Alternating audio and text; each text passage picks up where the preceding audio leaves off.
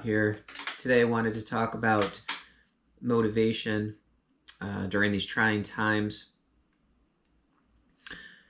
I know myself, my own schedule had been modified from the initial plan for this calendar year.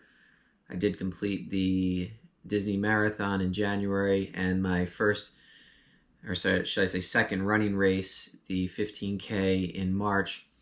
However, my sprint triathlon in April was canceled. My Olympic distance triathlon in July looks like it's on life support. Doubt that's going to happen. In August, I have a 70.3 race, which again is also in question. And then in November, full distance iron event in Panama City, Florida, concluding with December 70.3 at Challenge Daytona with a mixed relay pro-am, which was a lot of fun last year as well. So I still have a few events that can keep me motivated to some degree for the remainder of the year. But I will admit it is a little difficult not being able to have a race to divide up the calendar year as I'm building towards this full distance Ironman in November. For some people, finding motivation can be in various things. I know some people are racing on Ruby or Zwift or doing the virtual Ironman races. Some people are conducting their own races on their own.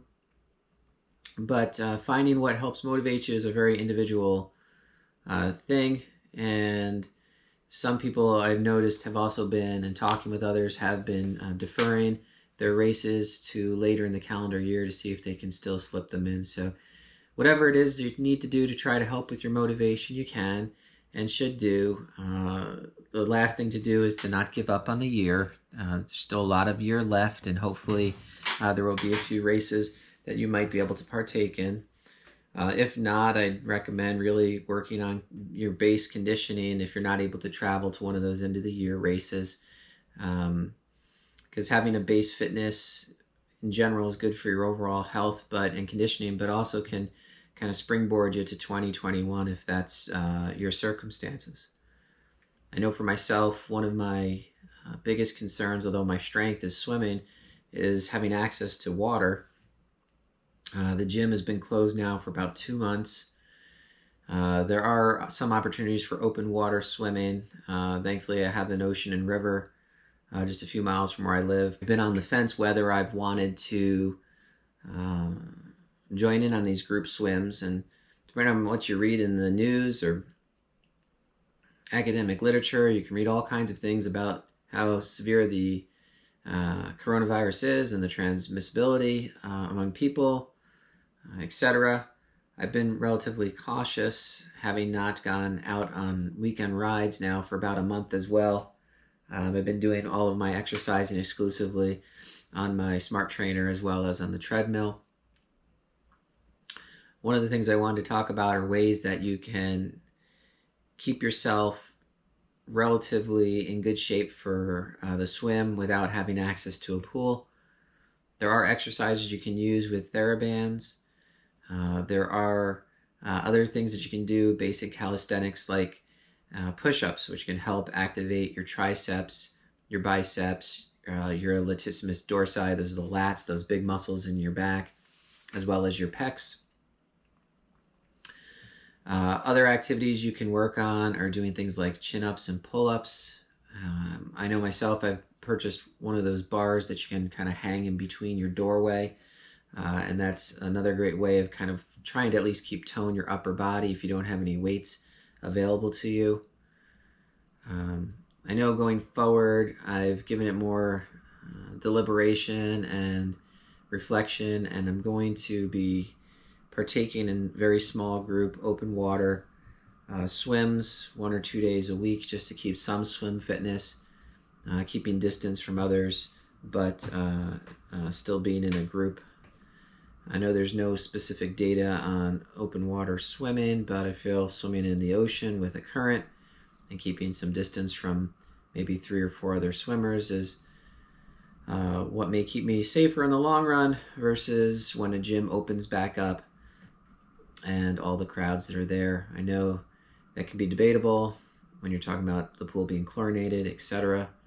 I have thought about alternatives such as purchasing a master spa or an endless pool.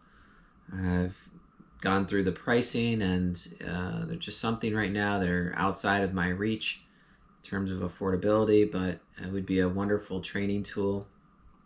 Looking at the different brands, it appears Endless Pool really is the top of the line in terms of speed. I think you can get down to about a 56 seconds per 100 meters. I think the top master spa can get down to about 105 or maybe a 110 per 100 meters. They function on different mechanisms and engineering, of course, and we could talk about those in further videos, but those are things I have looked into. So for now, for upper body exercise, I'm doing planks, push-ups, chin-ups, pull-ups, and using a TheraBand to help with some of those activating, to help activate my latissimus dorsi, my pecs, my triceps, and my biceps. So if you have any ideas how to exercise your upper body for the purposes of swimming without having access to a pool, please share them below. If you have any tips for motivation as well, please share them below. Like I said, my own strategy is to continue to plug along as I exercise and train towards Ironman in Panama City for November. So having far distant goals, occasionally mixing it up, doing some virtual racing. But those are my main ways of staying active and focused during these challenging times. Take care. I'll talk to you next week. Bye now.